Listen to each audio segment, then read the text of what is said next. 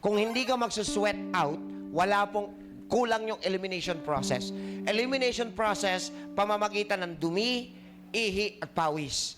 Kung ikaw araw-araw dumudumi, kung ikaw araw-araw umiihi, dapat araw-araw may pawis. Because that's the elimination process of the body.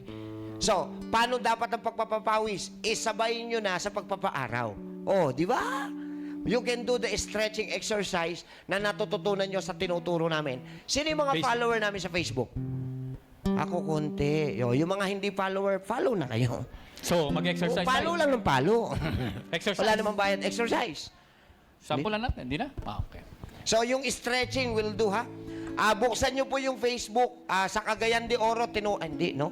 Hindi. Actually, may basic lang na masandali lang yun. O, sige, turo mo. Sige. Pitan nyo lang yung kamay nyo. Ayan. Ayan. Yan, ganyan. Hawakan Ayan. nyo ito lang.